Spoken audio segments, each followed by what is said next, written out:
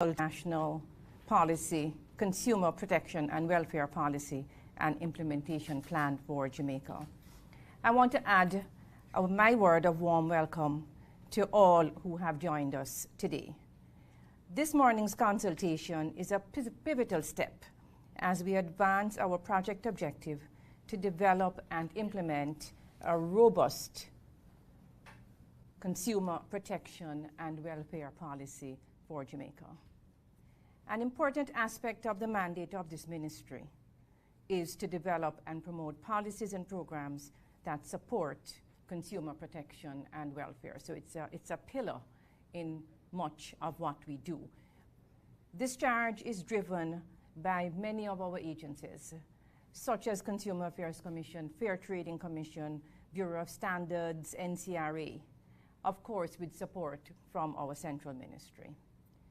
The day-to-day operations of these entities are aligned to the singular objective of ensuring that consumers are adequately protected and informed, and several successful and creative initiatives are already in train to ensure this.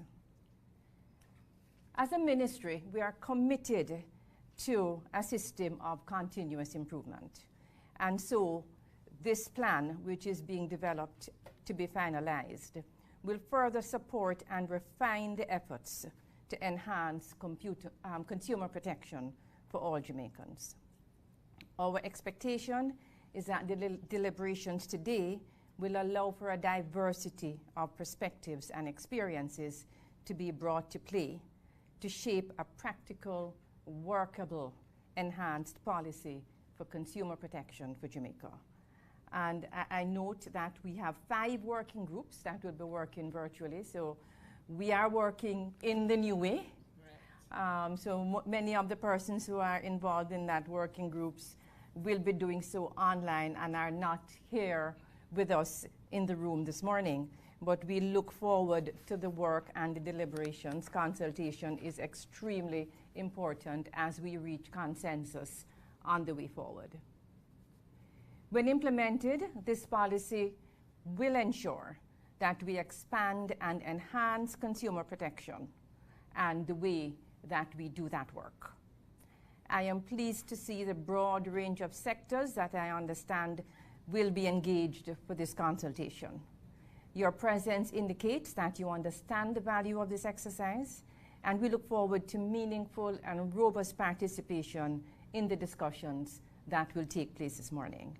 And we also look forward to the culmination and finalization of that policy and plan for Jamaica for the betterment of consumer protection for all Jamaicans. Thank you. Thank you very much, PS, and thanks for the assurance that the ministry will always be there for us, fully committed to ensuring that we have a robust policy at the end of the day.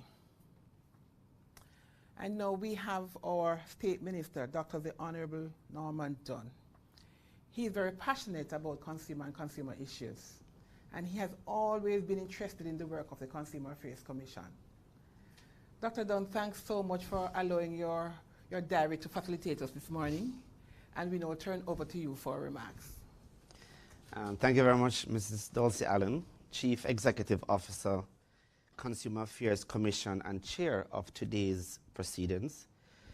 My PS, Mr. Sansia Bennett Templar, Permanent Secretary in the Ministry of Industry, Investment and Commerce. Mrs. Michelle Parkins, Chief Technical Director in the Ministry of Industry, Investment and Commerce. Ms. Raquel White, Director of Research, Consumer Affairs Commission.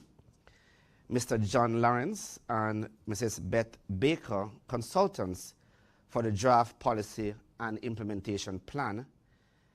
Our own Mr. Carl Hyatt, Acting Principal Director of Policy Planning Project Research Division of the Ministry, and his team. Invited stakeholders and guests, members of the media, distinguished ladies and gentlemen, good morning. I am pleased to offer remarks on behalf of the Ministry of Industry, Investment and Commerce, supported by our agency, the Consumer Affairs Commission, and the Foundation for Competitiveness and Growth Project for this important stakeholder exercise. Your deliberations today on the draft National Consumer Protection and Welfare Policy and Implementation Plan represents a critical component in the government's guidelines for development of the national policies, which is to ensure that people are placed at the center of decision making. It also underscores this ministry's commitment to dialogue and inclusivity.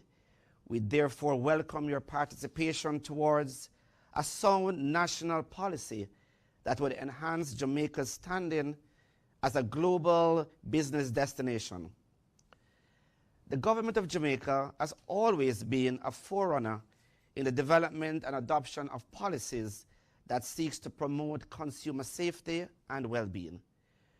We were amongst the first signatories to the United Nations Guidelines for Consumer Protection 2015 and the revised Treaty of Chaguaramas 2001 that articulates provision for international cooperation and consumer safety.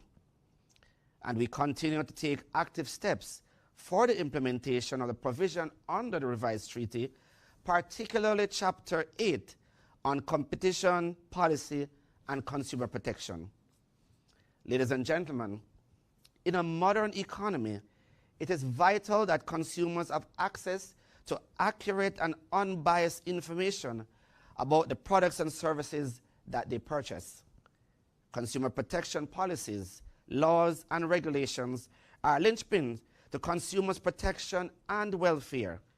Transparent and fair business practices that often inspires confidence and innovation, stronger investments, and long-term economic growth. As a result of this, government has invested interest in the quality of goods and services produced and consumed by its citizens. From the perspective of competitiveness, productivity, health, safety, deceptive practices, and the environment, we continue to advance trade by aligning with others key quality standards such as the World Trade Organization's Agreement on Technical Barriers to Trade, sanitary and phytosanitary agreements, new demands of trade facilitation agreements, and the UN Sustainable Development Goals. Our own National Quality Policy 2019 is very clear on the intent and extent of which Jamaica's growth agenda changes in the global trading system and increased demand for quality goods and service must guide our effort in creating a more robust quality infrastructure. Against this background, you have the opportunity to continue a policy that is intended to ensure consumers are protected from unsafe goods and unfair business practices, and that they are empowered to defend their rights and welfare. At the same time, the policy which seeks to promote environmentally sustainable businesses and consumption patterns will benefit from your diverse expertise as we continue to encourage high level of customer service within an integrated framework of consumer protection and well-being. Already, Jamaica is ranked first in the Caribbean and sixth in Latin America with respect to the ease of doing business, but at 64th when compared to the rest of the world, Jamaica still has some way to go. We have been fortunate that despite significant challenges brought on by COVID-19 pandemic, business confidence in Jamaica remains stable. This finding from a Don Anderson poll from the March 2022 quarter is telling of Jamaica's resilient business environment. Still, we must never take consumer for granted, especially as new business environment emerges in the global trading community.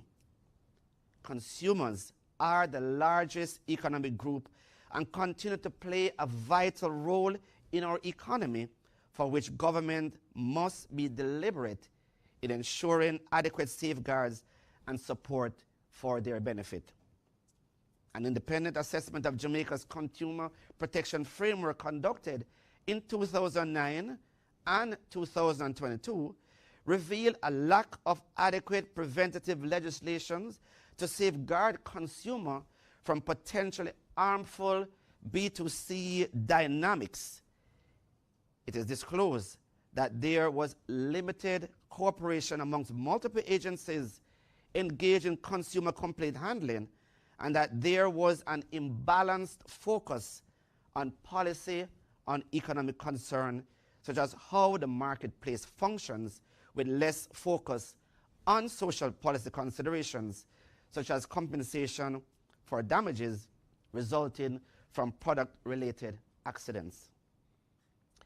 When we look also at a large number of agencies engaged in consumer protection activities in Jamaica, it is clear that there is much work to be done in making our public service a lot more efficient. There's the Bureau of Standards of Jamaica, the Office of Utility Regulations, or OUR, Consumer Affairs Commission, CAC, the Fair Trading Commission, FTC, amongst others.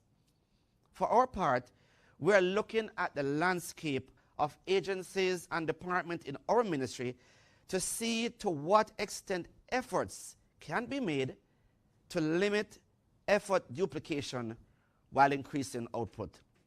Just recently, we concluded a staff engagement seminar with the Fair Trading Commission and the Consumer Affairs Commission, which are two of the 22 agencies within my ministries, as activities advance from the conclusion of the operational merger to form a single organization that promotes fair competition and consumer welfare.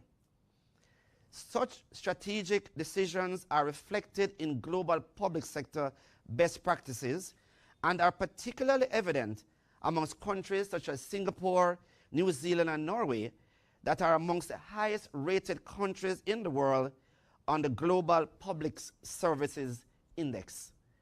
Ladies and gentlemen, the Consumer Affairs Commission and Welfare Policy and Implementation Plan has the potential to be a game changer for Jamaica.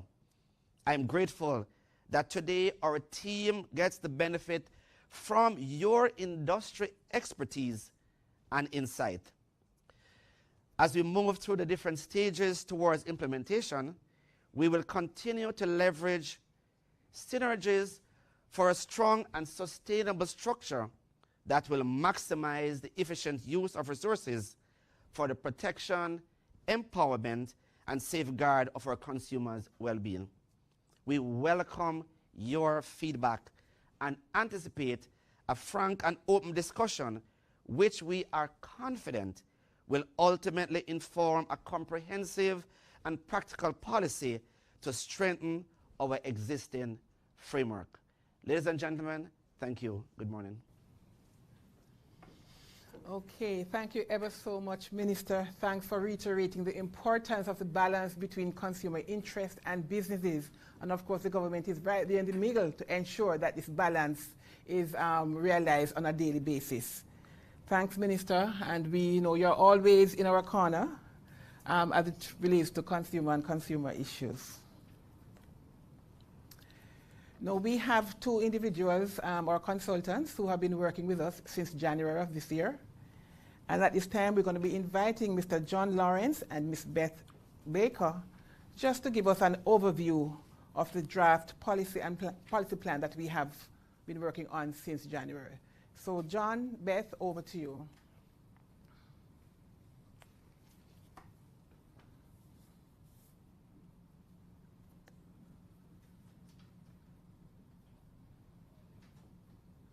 Okay. Well, thank you.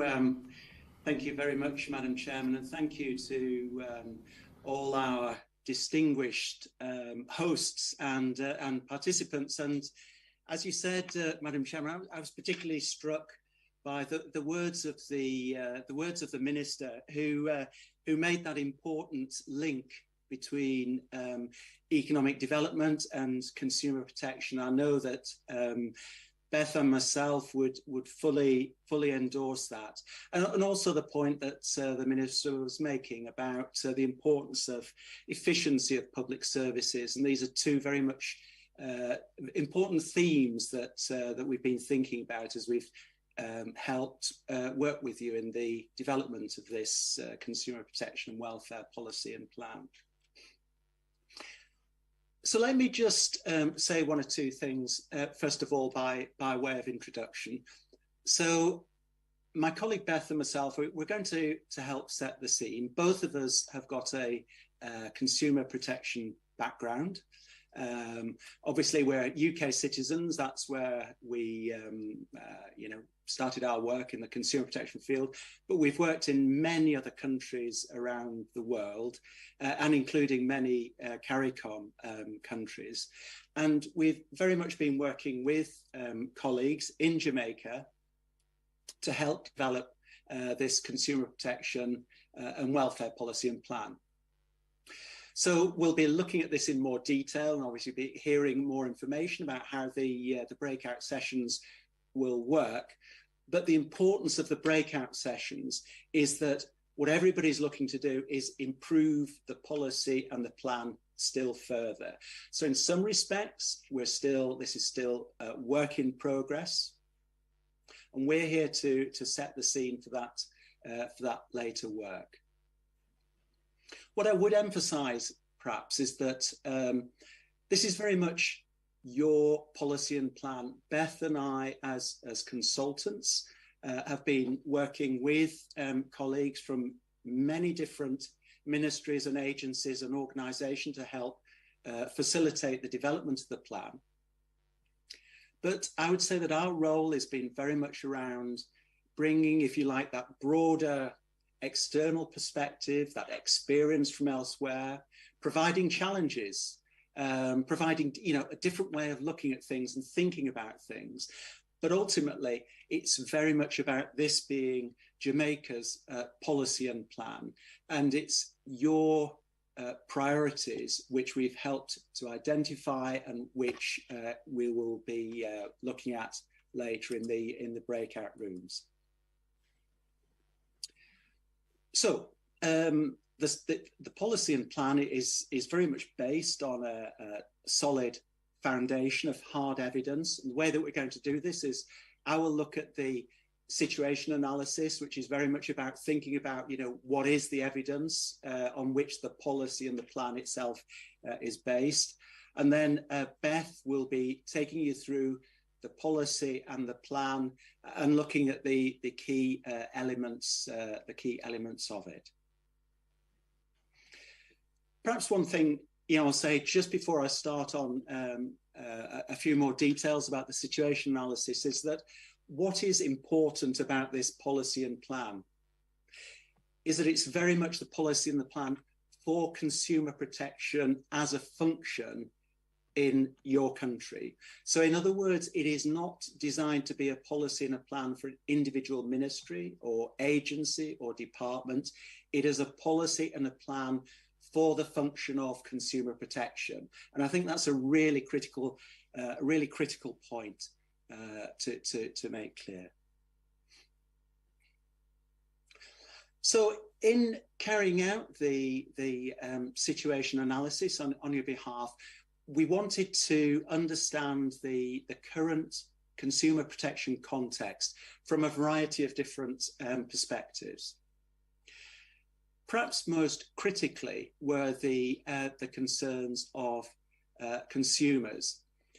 What we wanted to ensure, obviously, that this was a plan focused on the issues in Jamaica and not just some sort of off the peg policy and plans. Understanding the current concerns of consumers was critical to us. Secondly, we wanted to look at the overall system of consumer protection. It goes back to this point that I was making earlier, that this is very much a plan for the system and not just an individual agency. But of course, the system is made up of many organisations and agencies, and therefore thinking about the capacity of those agencies and organisations was key as well. And the final issue that we wanted to look at as we were developing our looking at the situation analysis was the skill set of staff, because what's critical to the successful rollout of the policy and the plan in the future is both the technical skills of the frontline staff who are providing advice and information and enforcement and regulatory activity, but also the, if you like, the leadership and the management skills of the senior people within the departments and agencies, because ultimately this is about change. This is about doing things differently, and things get done differently through the leadership and the management of those key individuals. But I'll make no apologies to this, because it's an important issue that I just want to return to, and this idea of consumer protection being a system. And the idea that, you know, as with any system, there are a number of component parts, all of which need to function in order for the system to work.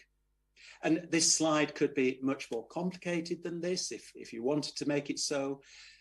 But, you know, it's just this idea that in order for consumer protection to function effectively and properly, there are a number of parts. There's the legal framework, there's the role of government agencies, market surveillance people, advice people, the role of businesses themselves, absolutely key, and consumers, consumer empowerment. And I think, you know, what Beth and I would say is in any country, in order for consumer protection to work efficiently, all these different parts need to work efficiently. If any one of them is not working efficiently, then it's not just that you're 95% there. It means that the entire system may not be functioning as you wish. It's a bit like thinking about, you know, an old clock with lots of cogs and wheels going round in it. If you take one of those small cogs out, then the whole thing just stops working. And we think about consumer protection in those terms. And that's why it's so important that the whole system works, and why this policy and plan is so important, because it provides the glue to sort of bring all the agencies together to make the system work. So we used a variety of techniques to sort of understand understand the current situation in Jamaica. We used a workshop and SWOT analysis, but we also carried out an online perception survey where we looked at 9 key elements found in effective consumer protection system in many countries of the world that have, you know, basic market-driven economies. And for each of the 9 key elements, we identified 5 statements of performance, which were effectively ranking best to least good. But what we're inviting those who completed the survey to do was to think about the system as a whole, not just their department's contribution, but what's consumer protection like as a whole in Jamaica. And that enabled key improvement areas to be identified. Of course, it enabled many areas of good practice to be identified, which we celebrate, but also, you know, areas of improvement. And these were backed up with interviews and workshops and the like. We also looked at many previous reports, and we saw that there were many repeated issues that had been identified by others who were looking into consumer protection in Jamaica over the years. And that gave us the reassurance, if you like, that, you know, there is a solid, sound footing for the evidence that we'd identified on which the policy and the plan would be based. So I'm just going to sort of quite briefly look at findings, because the findings from the situation analysis obviously led then to the policy and the plan, and my colleague Beth will be looking at the policy and the plan, and we'll be looking at how these findings were being, if you like, implemented or should be implemented, we think, through the policy and the plan. So Beth will cover these. I don't want to repeat. I don't want to repeat everything. Let me just pick. There's some of the findings I'm putting up. Hopefully, you can see them on the screen at the moment. I'm not going through all of them. I just pick up a couple of key things for me that I think are really important for you and something you probably really want to think about. First would be the issue of information for consumers in order for them to make informed decisions. It's a really critical thing in a market-driven economy. Going back to the point that the minister made, that if consumers are going to participate in effective decision making, and sort of, if you like, strengthening the demand for goods and services from the most reputable and honest businesses, because they need accurate information to make informed decisions. And we could see some areas where improvements there could be made. And another area, perhaps I'd pick off the slide, was the need for, if you like, a more modern legal framework that would help the agencies going forward. And then, some more of our findings on this slide. Again, I won't go through them all, but let me just pick out a couple. This focus on risk, because as the minister said, you've got a number of agencies who've got a role in relation to consumer protection in Jamaica, in common with virtually every country around the world. Very common sort of situation. But the thing about the agencies, of course, there will never be enough resources to do all the things that you'd want to do. And therefore, it's got to be an effective system of prioritizing work. And one of the ways that can be done is by really understanding what the risks are that consumers face. And sort of an effective system of identifying risk and applying that in decision making, we think is really quite important. So these findings led to our recommendations. Effectively, the recommendations then lead on to the basis of the policy goals. And you've heard, I think, earlier about 5 policy goals in the policy and the plan to address these recommendations from the situation analysis. Again, I'm not going to go through all these because Beth will be touching on many of these in what she's got to say. But it just draws back to this issue about, the importance of planning, of the system as a whole for it to work. I think really critical issues, seeing consumer protection as a system and then planning and delivering those services accordingly. And something that's another issue that's very dear to my heart is the importance placed on the role of NGOs in all this. Government, I don't think government services alone are the solution. They're a really important part.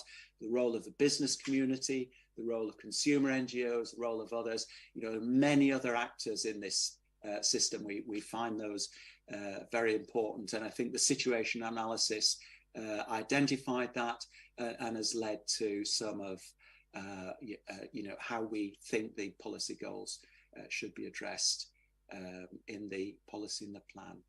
So with that, what I'm now going to do is hand over to my colleague Beth Baker to take you through the policy and the plan. So Beth. Thank you very much, John. Can you push to the next slide, please? I'm afraid I haven't got control of the slides, so I'm going to have to ask John to move them along when I need to. Thank you very much for that, John. Hopefully I won't repeat what you've said too much, although of course the themes are going to come through because that's the whole purpose of the policy and plan. The whole basis of the policy and plan is on that analysis that we carried out many months ago. So as I've said, and as John has said, the recommendations from that situation analysis have been used to draft the policy and plan, and it's been developed between us and the stakeholders from the Policy Steering Committee over a number of months. This is your opportunity to shape the policy and plan even further for the benefit of your organisation. I think we've had a good spread of people in the Policy Steering Committee, but it's always welcome to have other voices looking at a document. As John mentioned in the recommendations, there were a number of issues that were important, such as things like the legal framework review, making sure that staff are developed and monitored in an ongoing performance manner, and of course the role of civil society in the development of consumer protection and welfare in Jamaica. All of these are key to a successful system in Jamaica. As I go through the policy and plan, I'm not going to list all of the strategies. I'm not listed the strategies or the principles. These are all in the documentation that you've got in your invite. And I'm going to highlight some of the objectives and activities just to give you a flavour of the document to help you understand the structure of it. And with that in mind, you can see the hierarchy of the document, which shows what makes up the different elements in the policy and the plan. And hopefully you'll find that in the documents that you've got. Next slide, please, John. Next slide. Thank you, John. I'll speak up a bit next time.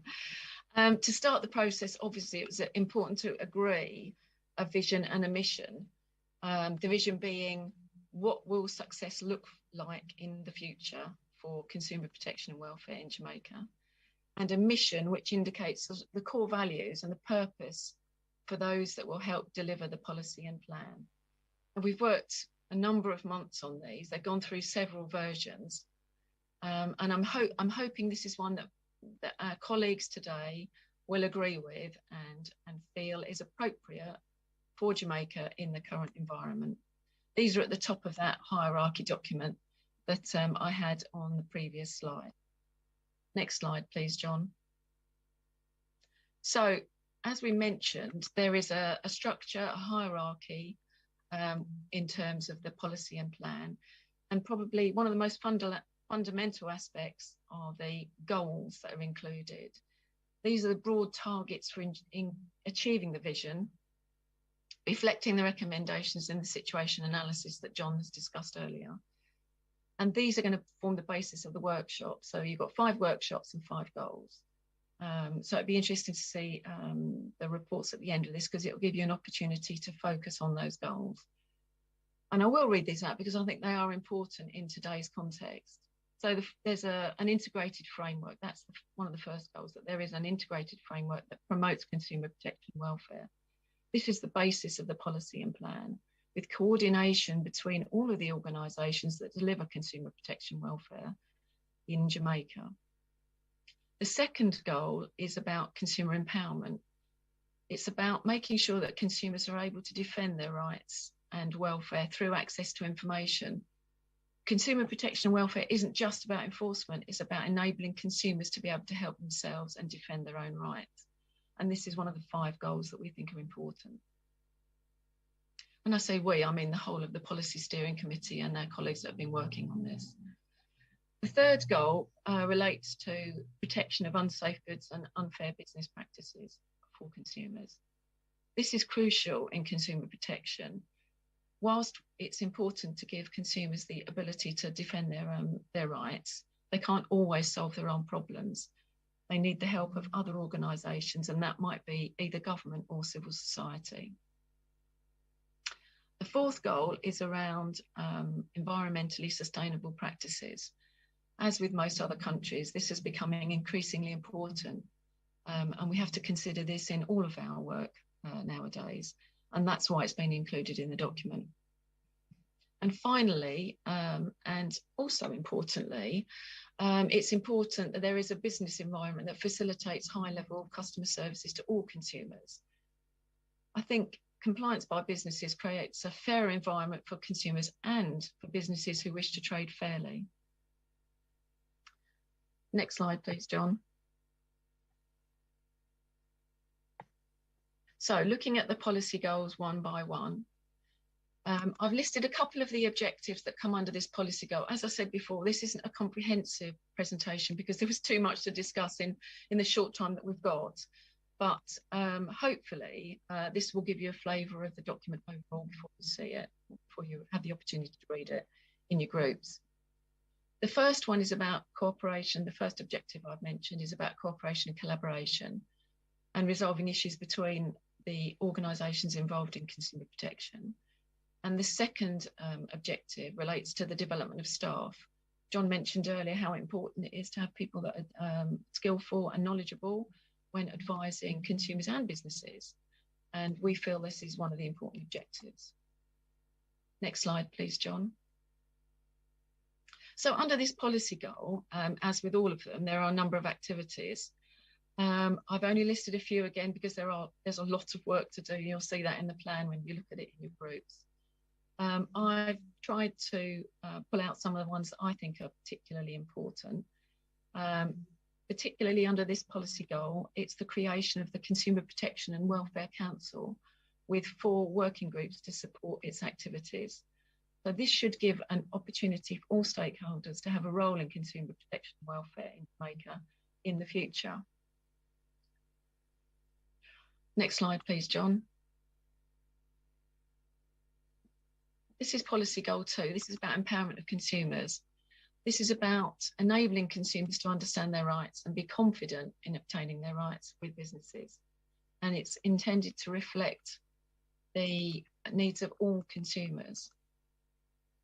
It includes an objective to ensure that pre-purchase information is available. And that's important. In fact, it's vital for consumers to help themselves should there be a problem with whatever they've purchased. Next slide, please, John.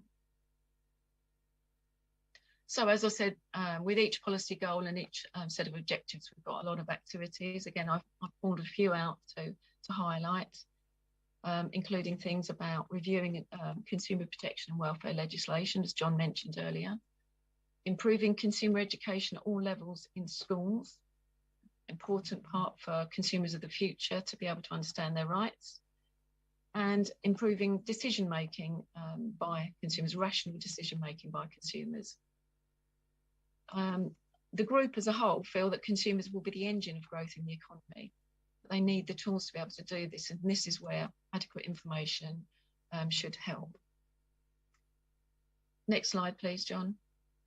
Policy goal 3. This is about protecting consumers from unsafe goods and unfair business practices. As I mentioned, the policy encourages consumers to help themselves, but there are occasions when they need the support of outside agencies, such as the government and civil society NGOs. To help agencies deliver an efficient service, there is an absolute requirement to risk assess their actions, which means they can focus on businesses that don't comply, either through a lack of knowledge or an unwillingness, rather than the businesses that do. Makes it a more efficient service. It's also important to have a system whereby products can be tested and certified, particularly removing dangerous products from the market. Not all aspects of danger in a product can be seen. For example, chemicals in toys. Without a test, you would never know whether a toy is unsafe or not in those terms. And that could also be the case for things like unsafe electrical connections.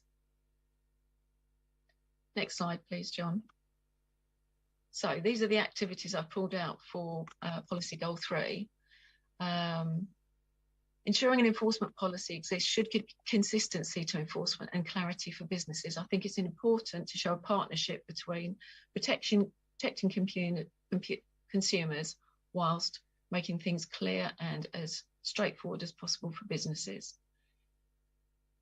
It should also help reduce duplication of effort by enforcement staff. We know you've got a lot of different agencies that are involved in consumer protection, like many governments across the world, so that coordination is important. Having a risk assessment scheme should promote fairness amongst businesses. And again, we've talked about the review of legislation. Next slide, please, John. This policy goal is about sustainability, which we all are aware of nowadays. Both consumers and businesses have a major part to play in the promotion of the environment and the sustainability of the environment. And this can be done by understanding the consequences of purchasing decisions and the correct disposal of the products at the end of their usefulness.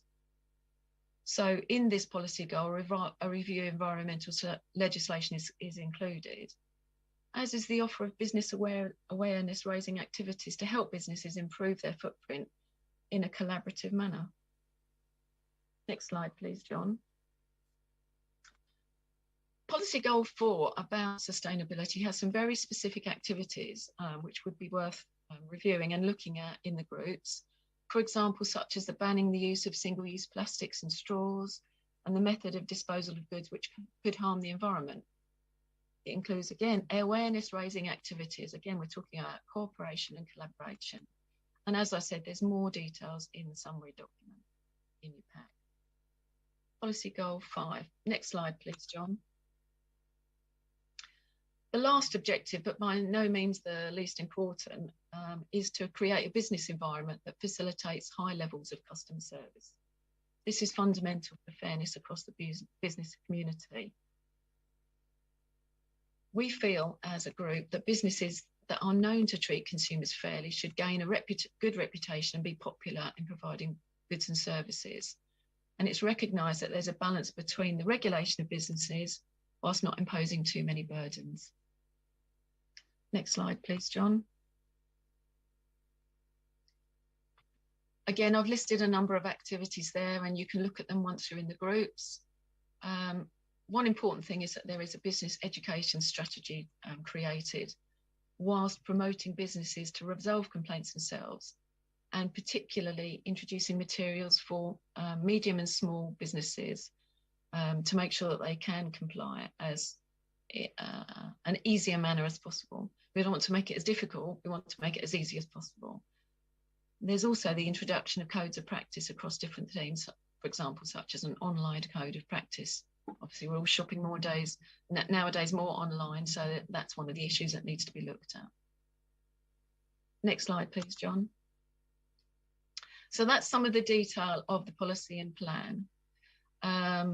All of the activities will be delivered once we've had a look at the draft version today, will be monitored against performance indicators. And again, these are indicated in the draft plan.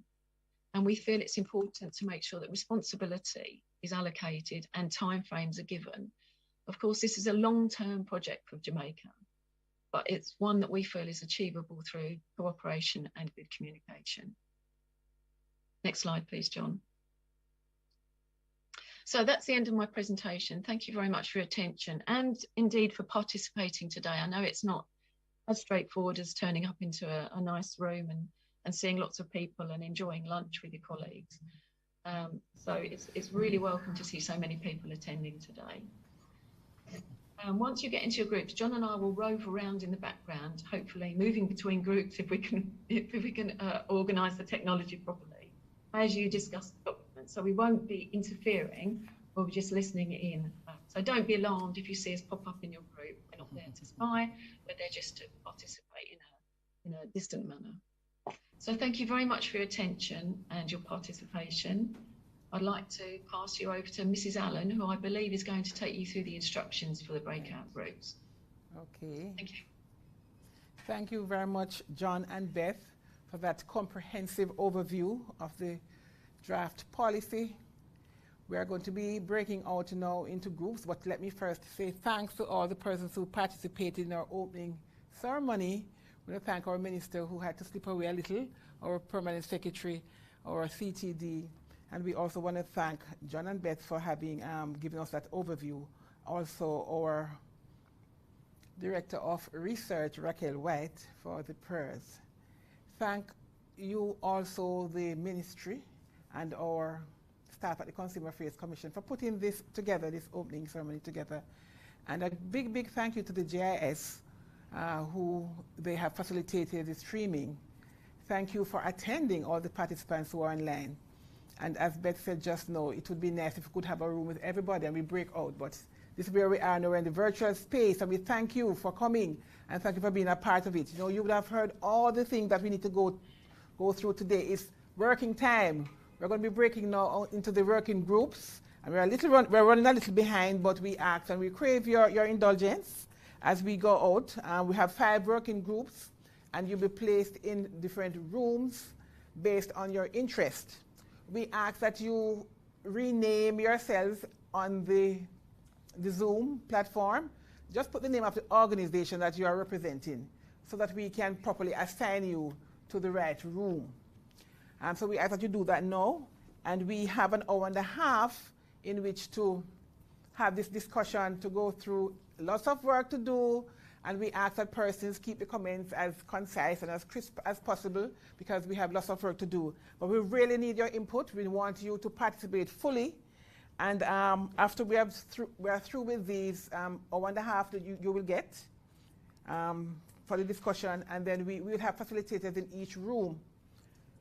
And as John, as Beth mentioned just now, they will be floating around in the different breakout rooms. So we ask that you just get into gear right now so that we can have the best results at the end of the day. We really want a product that is robust, that is relevant to our consumers, that can bring about some effectiveness and efficiency as we carry out our responsibilities as a consumer protection agency or consumer protection agency, because so many of our agencies have some consumer protection component to their mandate.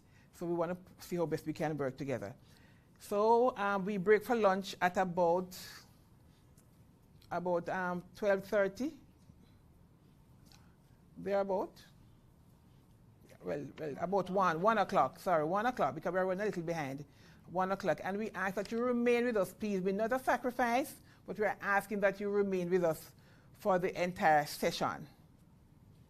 So it is over to you now. You're going to be assigned rooms, and as I said before, there are facilitators in each room to take you through the discussion. All the 5 goals that we're going to be looking at, so hence we have 5 breakout rooms. Thank you again, and we look forward to a great productive day.